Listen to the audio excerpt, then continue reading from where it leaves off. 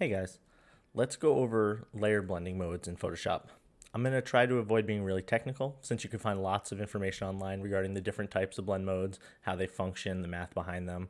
What I'm going to do instead is show you the ones I use most often and find the most useful on a day-to-day basis when I'm painting or texturing, and then we'll do a couple examples of them. So there's a bunch of them. Let me open up the document here. Oops. So if you're not familiar, what I'm talking about is if you make a new layer where it says normal up here, if you click on that, you have this whole list of different stuff going on. And there's a lot here. Admittedly, even if you play with them and you turn layers on and off, it can be a little confusing as to what they actually do, and pretty unclear on how they can help. So there's a bunch. Like I said, if you want nitty gritty, there's plenty online, but I'm going to show you the ones, do a quick rundown of the ones I tend to use a lot, and ones that are easier to explain.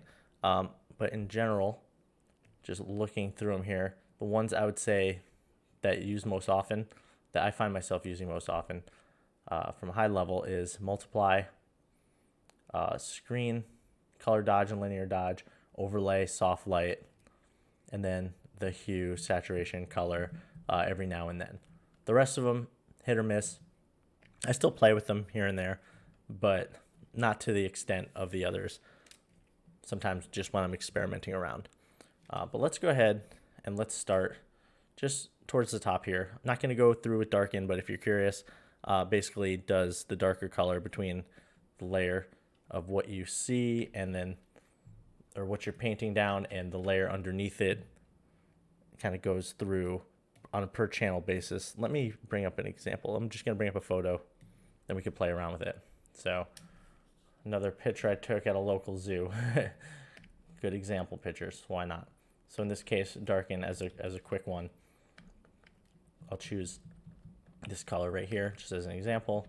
And when I paint down, it's any color brighter than this color right here is going to be knocked down to the color I chose. So if I lighten it up a bit, this is it's pretty white, so we're going to pretty much be tinting it no matter what.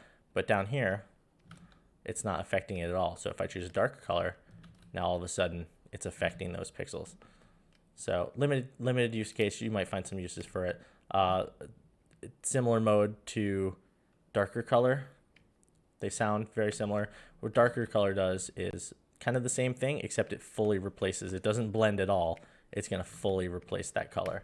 So you notice it kind of looks a lot more stark. Same thing goes for lighten and lighter color. It's going to do the opposite, right? So because this red is lighter than that dark shadow right there, it's going to bring it up. And then the darker I go, now we're seeing, oh, this is actually darker, or it's lighter than the back shadows there in kind of the forest area. So it's only bringing those lights up. So next, one of the more useful ones, multiply. So multiply is really good. I'm gonna switch over to the other document again. Is really good for like line work. If you've ever scanned an image and tried to like color it or paint over it, you might have experimented with multiply before. So I'm gonna turn that layer on there. And when you just draw with it, you might not notice a difference right away. For example, let's go ahead and I'm gonna fill this layer with like a gray, maybe a darker gray. No, I'll just make it white because that's how you're gonna see the difference. So white, and then we'll paint on the white with some dark lines, right? So we'll just do, it's a guy. And so now, if I have it, let me turn this off real quick. I'm gonna tint this color, the background color, and if this is set to normal, we're seeing that white and the background color. But if we set this layer to multiply, it's knocking out all the white. And so this is really useful now because you could have your line work if it's on paper or whatnot, or if you're just sketching on one layer, your background now can be a different color. And so if I use a non-white color, it's going to be, you're going to see it a little less clearly, but it'll still show up. But the white itself will get knocked out. And so on the other spectrum of this is screen, it's going to be the opposite. So because I inverted it, right, screen is going to knock out the darks. And because I painted with a dark brush, right, so if I go in with black and paint in there, there's actually a black brush. But when it's set to screen, it becomes invisible, right? So this is really useful when drawing or painting. For example, like I said, you have your line work, and then when you want to paint under it, you could set it to multiply, go to the layer underneath, and then just start painting away. Oops.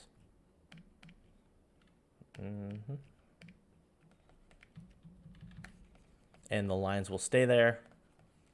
And you could, when you get to a certain point, you could kind of lower the opacity, and then maybe you put another layer and then start painting on top of it, right? That's one way to work. You get your line work, you could color under it, really useful, especially if you're scanning stuff or you just want to draw on top of a layer. So that is multiply. Next, let's keep going here. We have stuff like color burn, linear burn. Not going to go over those. Lighten we talked about. Color dodge and linear dodge. I use these pretty often, and where these could come in handy is, as a quick example, when we make armor and weapons and stuff like that. Every now and then you want things to kind of glow, right? So if I do, as an example, I'm just gonna make like an eye. Let me do it on this layer. Photoshop is freaking out over my hotkeys. I'll use the other ones. So go in here. I'm gonna do like a quick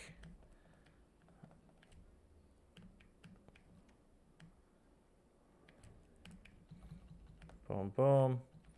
And so, okay, we want this guy's eye to glow maybe. Well, what's useful about color dodge or linear dodge, it's gonna brighten stuff up. I'm gonna put a little more in there actually.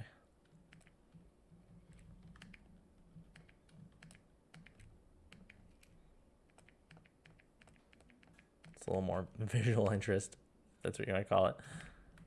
There we go. Staring at you, I'm watching you. All right, so next layer, I'm gonna set to color dodge, and I'm gonna pick a lighter color here, and I'm just gonna paint on it. And you know what happens is it's making it brighter and more saturated. So if you go in with a soft brush, so I'll pick a soft brush right here, and it's starting to have like a pretty cool effect. And you could try like going with a brighter color, right? And that's pretty handy. That's pretty cool. Really easy way to get a lighter color. And linear dodge is similar, right? So I'll generally start with one color that's a little darker in value and work my way up to it getting a little hotter. Another thing you can do is, if it's linear dodge, I believe, duplicate the layer or make a new one and use the same color on top, and it'll add on top of it. So I had that set to normal. So let's linear dodge again, and boom, it's starting to blow out. And so this could be really cool to make things that are glowing. So another thing to keep in mind, or I suppose not keep in mind, but that you should know, is that these blend modes can actually be set to your brush instead of the layer. So normally we set it up here, but since we got this layer on normal and we're painting on it and we want to stay on one layer for some reason, up here on the top of the screen there's mode, and you see it says normal just like the other on the layer palette. And now we have pretty much all the same options here, with the addition of behind and clear, which we'll get into in a minute. So if I set this to linear dodge again, all of a sudden I still have a normal layer, but now it's getting brighter. And the benefit of this too is I could just paint over my same pixels and it'll just multiply that effect on top of it. It'll just get stronger and stronger, which is really useful and cool for making like things feel glowy or hot, right? So I'll paint that down and then I'll do it again and I'll do it again, and it gets closer and closer to white each time. So that's a nice nifty way to make things glow or pop off the page. As for the other options here, the two additional ones are behind and clear. And so clear is going to be like essentially an eraser. You're going to be clearing away pixels that are there. Oops, back on normal, so clear. And so you're basically erasing it. Now behind is useful.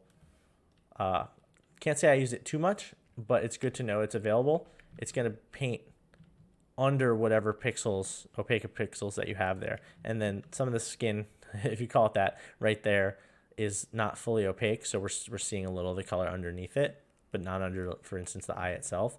So this could be useful if you want to fill in the back there without disturbing what you've already painted, and if you wanted to be on the same layer for one reason or another. So you might not use it often, but it's good to know this kind of stuff exists. Now, if we continue on our journey here,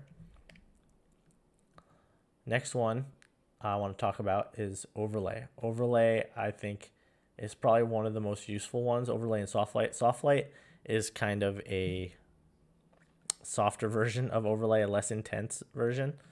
And so I'm going to bring up the other image again. I'll delete the layer we had here. So overlay. And the way overlay works is it basically, if you paint 50% gray, you're not going to see a difference to your image, right? It got a little brighter because it wasn't 50%. So I'll go ahead and put my brightness at 50. Brightness at 50. And nothing's happening, right? But the moment we go above or under that, it's going to bring the values of our image up or down. And so this could be really useful. And you could use this with color too. If you add color, it's gonna bring in more of that color. All of a sudden, he is way more saturated, right? That's pretty nice. Or if we want to do the opposite, we could darken him, make him darker. But it kind of keeps the feel of it a lot nicer than some of the other blend modes do, where they might like desaturate or make it feel wrong. The colors in that still feel nice. And so I use this a lot when texturing or painting to kind of fill out form and whatnot. So I'll bring in, as an example from the other tutorial, we have a texture that we came up with. And if I zoom in here as an example, it's one thing I used when painting, like, you know, the candle holder or the wood. I'll go in and I'll do an overlay layer, and I'll pick something. I don't want to go too bright because it's going to be too powerful right off the bat. But if I choose a soft brush or a low opacity brush and then just go a little brighter, all of a sudden I could push those colors and the form of the object that I'm painting really easily.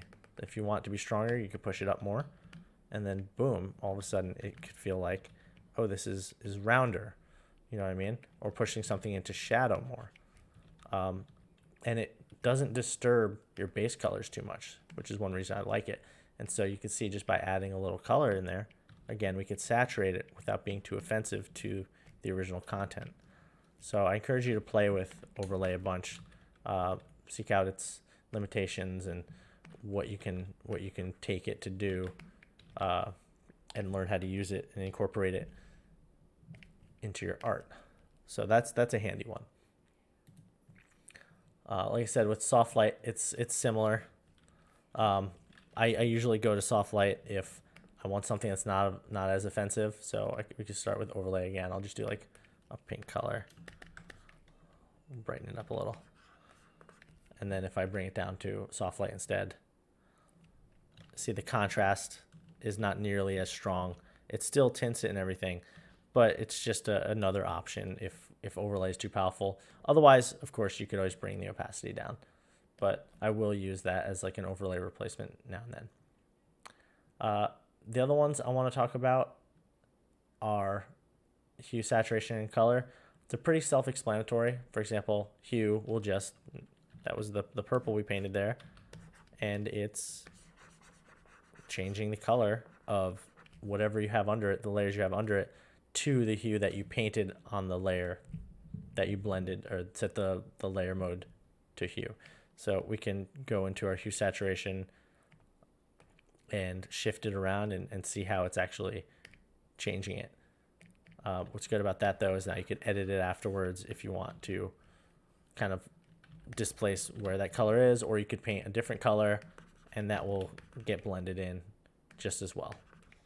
So that's useful. If we go to saturation, it's going to do the same thing, but only the saturation. So it's looking purely at how saturated our color is, not what color it is.